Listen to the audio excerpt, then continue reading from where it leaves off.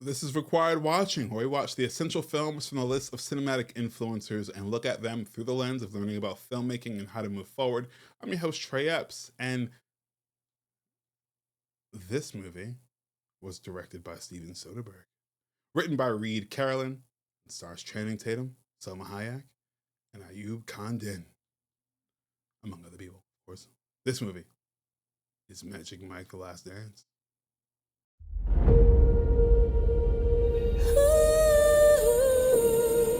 What did you want before Miami?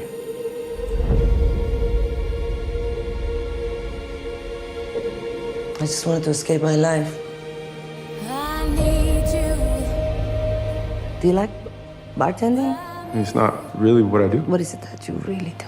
you beside me. But then To guide me. you came along and gave me this unexpected, magical moment that made me remember who I really was. 'Cause when I'm bad, I'm so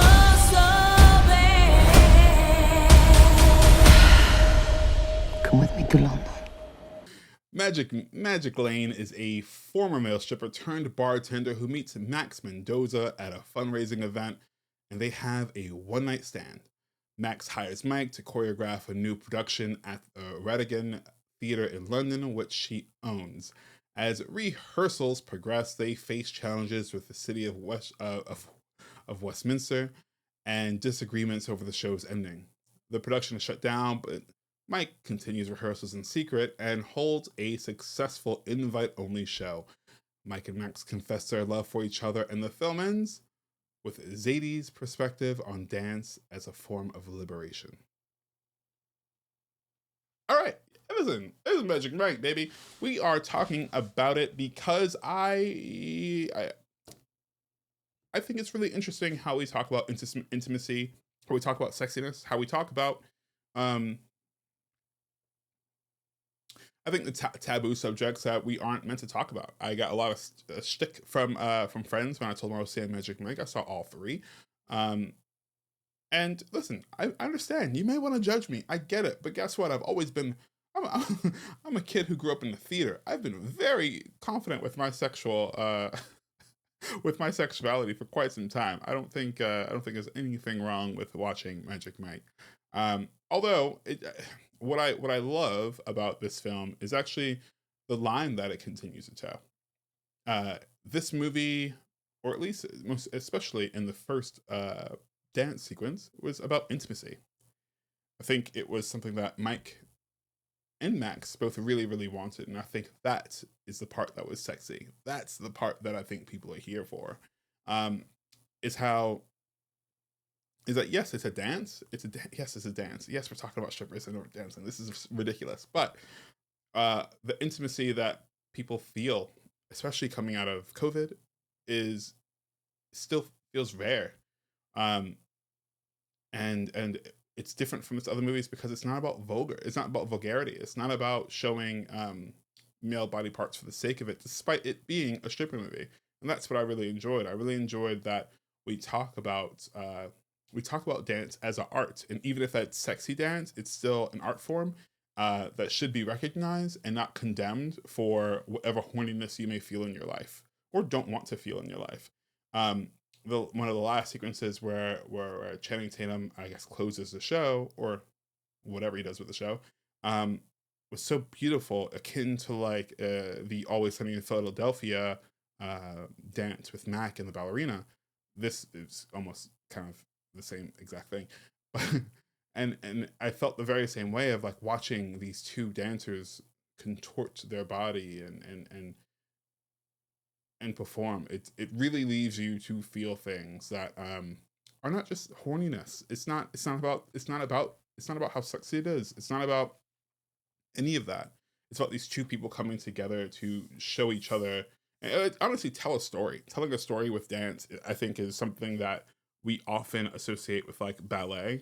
Like, please tell me who goes out to watch actual dance shows, like buying tickets to go out and watch like shows, dance shows.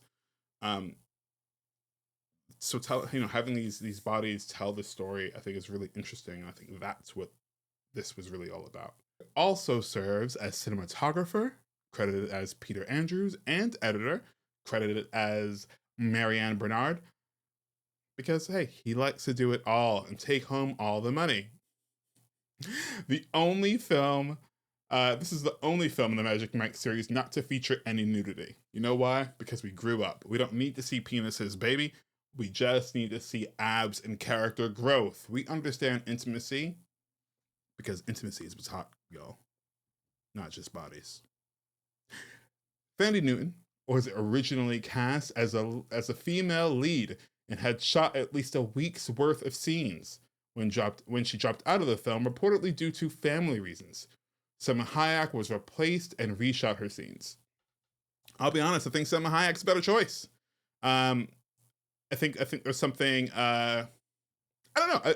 I think when I think about Thandie Newton, I think about Selma Hayek. I feel like this is like kind of made for Selma Hayek. In fact, I'm gonna go one step further and say this is probably below Selma Hayek, and that we need to see more of Selma Hayek in starring in her own movies, in whatever kind of movies that she wants to. I think we need to put some respect on her name and give her some flowers, because Selma Hayek has worked in this industry for so long. That's not to say that Thandie, punch my microphone, not to say that Thandie Newton has not, but I think it's I think we need to talk more about Selma Hayek. But in all, though, just really quickly, I do feel like it's important to acknowledge that not only is I think this is inspired by, I know this is inspired by Channing Tatum's life.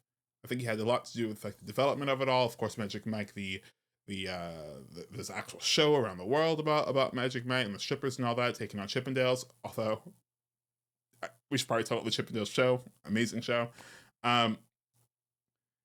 Another point of like, I love when actors or filmmakers are like, you know what, I'm gonna make a lane for myself, and he did, and he used his abilities to make this happen. And I like knowing that like he really I think he was already in the business. People loved him, you know, he's got that all-American charm about him, but I love that he popped off after this. Really excited to see. I don't know what Channing Tatum's lane is, so I'm excited to see what he does next, to be perfectly honest. I want to see something surprising from him. That said, let's get the heck out of here, and let's call this bad boy absolutely not required, unless you're worrying about intimacy. Intimacy is a word that I continue to say. It's more than flirting. It's less than sex. I think it's really about the engagement of two people together in romantic and something. It doesn't have to be romantic. Like The Whale was really, really intimate. That was not intimate at all. That was not sexy at all. And this was a case of like how to really put on the heat and develop these characters' love story in a way that I think hasn't typically been seen, for better or for worse. So yeah, baby.